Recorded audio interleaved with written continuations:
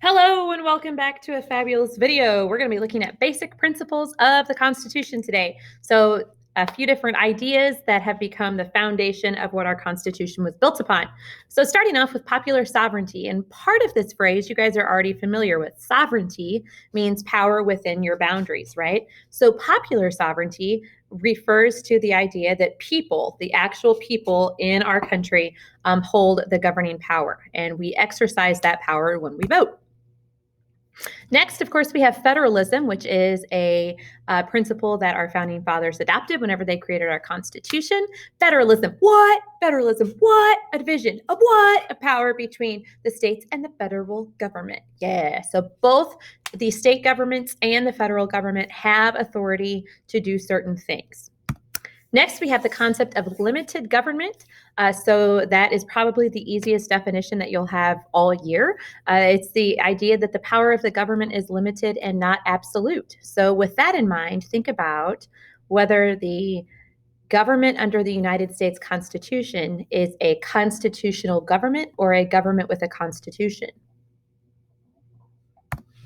We also have the concept of the rule of law, and this is one of those really super important principles that you definitely need to remember for all of time. The rule of law tells us that everyone is subject to the law and not above it. So it doesn't matter if you are Joe Schmo off the street or if you are the president of the United States, you are subject to the law. So if you do something wrong, you're probably going to get punished for it, okay? We also have the concept of due process. So speaking about being punished, if you are charged with a crime, you have to be given due process, meaning there are certain steps that you have to go through before you can be punished, before you can be deprived of your life, liberty, or property. So due process includes things like being told what you're accused of, being given the right to defend yourself, being given the right to face your accuser in court, to call witnesses for your defense, et cetera, et cetera. That's due process.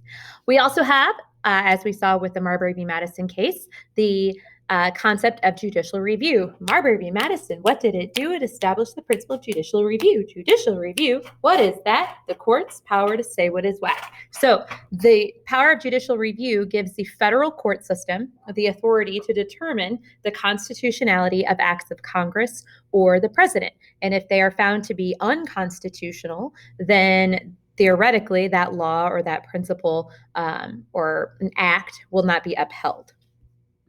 We also have the concept of separation of powers, and we talked about this briefly in our first unit, but separation of powers gives us the understanding that we have to divide powers within our government so that no one person gets too much power. So we divide powers into legislative, executive, and judicial branches to make sure that nobody gets too much power or tries to seize too much power. And, whoops, there we go. We also have the concept of checks and balances. Checks and balances, how I wonder what you are. Are you part of government? Do I use you to buy a car? Checks and balances keep government from going too far. And we'll do an activity about that in class. So if you guys have any questions, let me know.